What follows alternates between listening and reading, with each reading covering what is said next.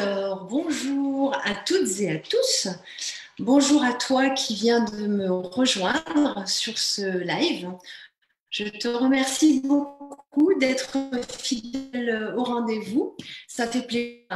Alors aujourd'hui, on va parler de vivre dans l'incertitude. Alors en effet, on est vraiment aujourd'hui dans une période très très incertaine, évidemment. Et j'aimerais commencer, comme j'aime bien le faire, par une citation. Cette fois-ci, je vais convoquer Jean d'Ormesson à la barre. Jean d'Ormesson a écrit qu'il est certain que rien n'est sûr. Voilà, je trouve ça vraiment magnifique. Alors cette citation, je l'ai piquée, je l'ai empruntée à Hélène Bonhomme, à qui je fais un petit coucou ici dans un de ses écrits. J'ai trouvé que c'était vraiment une citation qui tombait à pic. Et donc, effectivement, en 2020, l'incertitude, eh ben, on l'a bel et bien expérimentée, et pas qu'une seule fois. Hein. On en a vraiment pris pour notre grade. Et je trouve que Hélène Bonhomme, pour revenir à elle, elle compare cette incertitude à un gros éléphant. Elle imagine que tout d'un coup, on a un gros éléphant qui est dans notre salon et qui vient s'inviter chez nous et qui va bloquer nos projets, qui va bousculer nos habitudes et puis contre lequel on va s'énerver. On va essayer de le pousser, mais il est quand même lourd, il est même énorme et finalement, eh ben, il va nous forcer à nous adapter, il va nous forcer à improviser. Et c'est à partir de cette image de l'éléphant que j'aimerais te parler de l'incertitude aujourd'hui et que j'aimerais bien entendu te proposer 3 exercices d'auto-coaching pour apprivoiser et apprendre même à aimer cette incertitude. Alors oui, c'est vrai, on vit une époque incertaine, une époque anxiogène, c'est rien de le dire. Peut-être que toi aussi, tu te sens sur le qui-vive, peut-être que tu ressens un peu de stress, de peur, même un petit peu de panique, pourquoi pas? Parce que cette pandémie, ce coronavirus, ben, il est instable. Cette pandémie, elle est hors de notre contrôle, on ne la maîtrise pas. Et puis en plus, pour compliquer le tout, on se confine, on se déconfine, on se reconfine, on a plein de discours contradictoires, notamment sur les réseaux sociaux, entre ce qu'il faut faire, ce qu'il ne faut pas faire. Alors comment démêler le vrai du faux parmi toutes les informations qui circulent, entre ceux qui disent qu'il faut dépister et isoler, ceux qui disent qu'il faut laisser faire la nature, que le confinement ne sert pas à grand-chose, et ceux qui disent que si, il faut absolument porter son masque, respecter les distanciations, se laver les mains, etc., etc. On se dit à quand le vaccin, mais attention, ce vaccin il est dangereux puisqu'il touche à nos gènes. On parle du professeur Raoult, après on se dit que oui, la chloroquine c'est peut-être quand même un remède miracle, mais peut-être pas. Bref, on nous dit la vérité, on nous manipule, tout, on entend tout et son contraire. Et pour couronner le tout, dans cette tourmente, on va dire quasi planétaire, hein, il y a en plus tes propres incertitudes, comme les miennes aussi, celles qui constituent notre vie d'être humain. On n'est pas des robots pour le meilleur et pour le pire. Alors on se trouve effectivement brusquement avec un éléphant dans notre salon.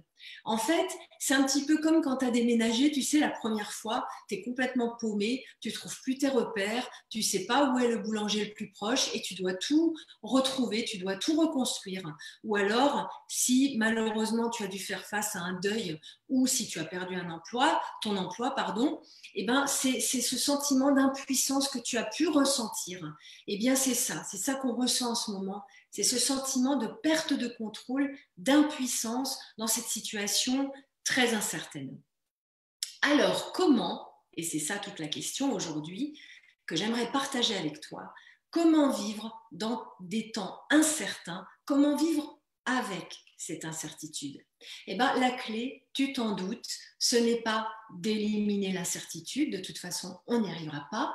L'incertitude, le stress, l'anxiété font partie de notre vie. Comme je le disais tout à l'heure, on n'est pas des robots.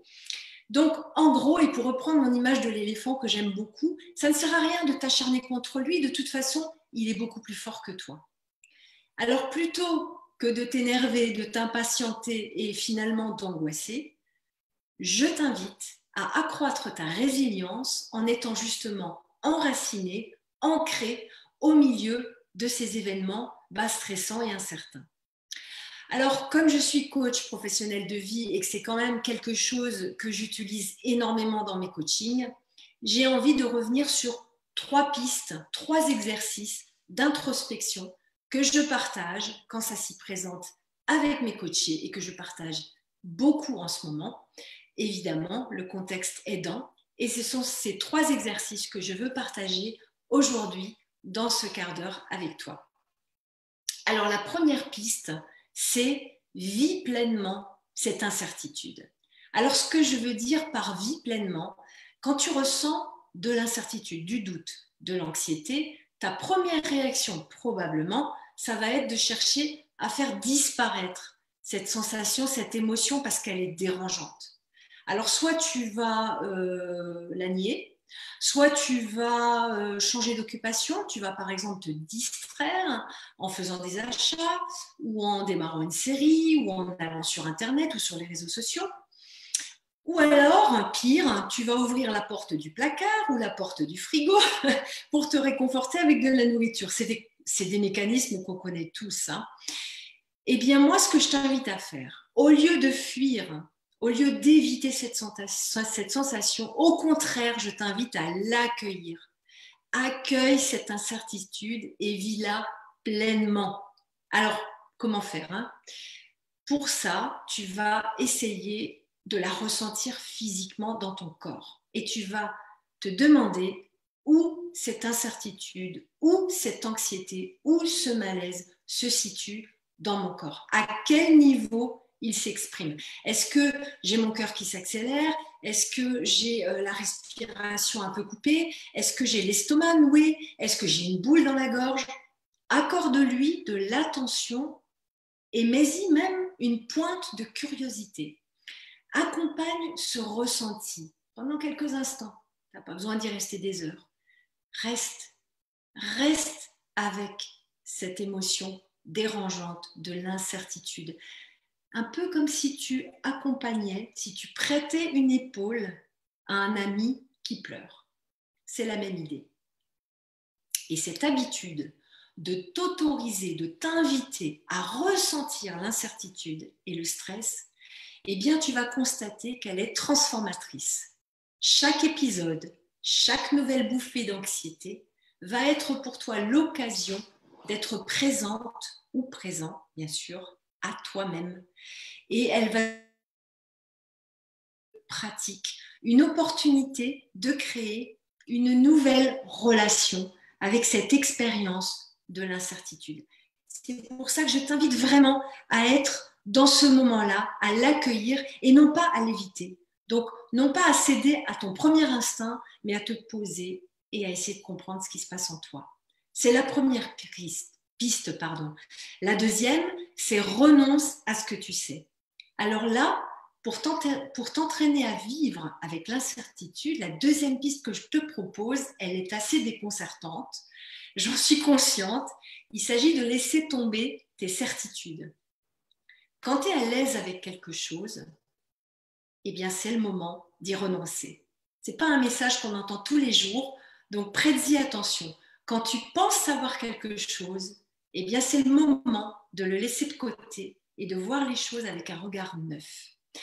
Et je vais convoquer à la barre un autre auteur, acteur surtout célèbre, il s'agit de Jean Gabin, qui en 1974, ce qui fait quand même pratiquement un demi-siècle, a chanté une chanson. Alors aujourd'hui, on dirait que c'est un slammer, hein, avec le vocabulaire moderne.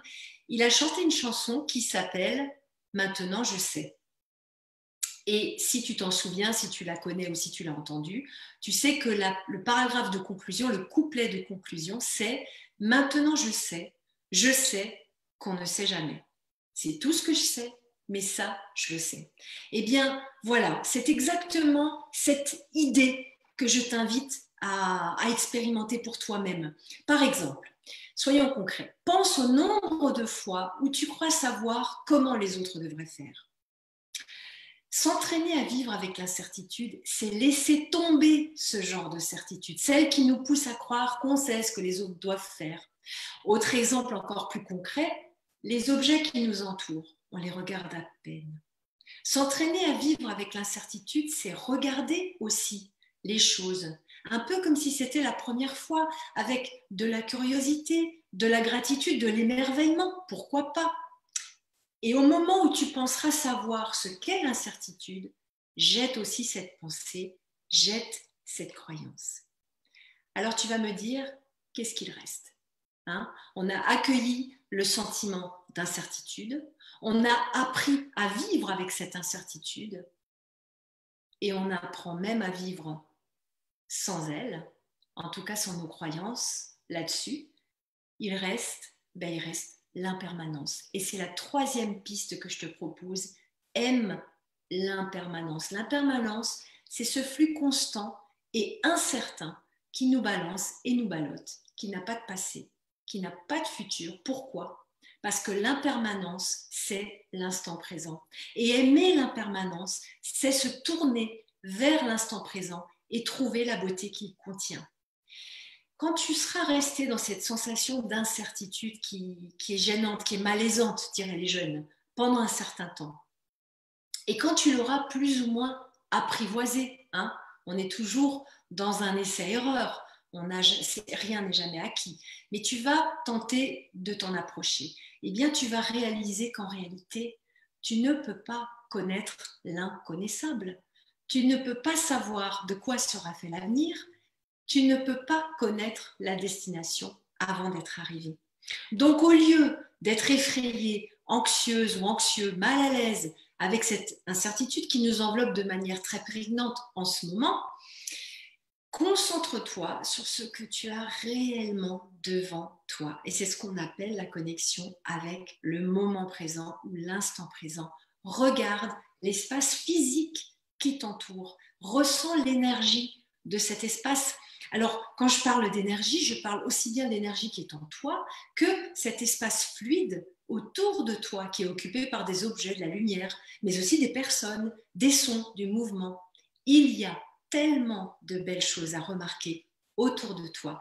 Et c'est ça, aimer l'impermanence. C'est vraiment le début de la sagesse. Alors, ces trois pratiques, je vais les récapituler pour toi.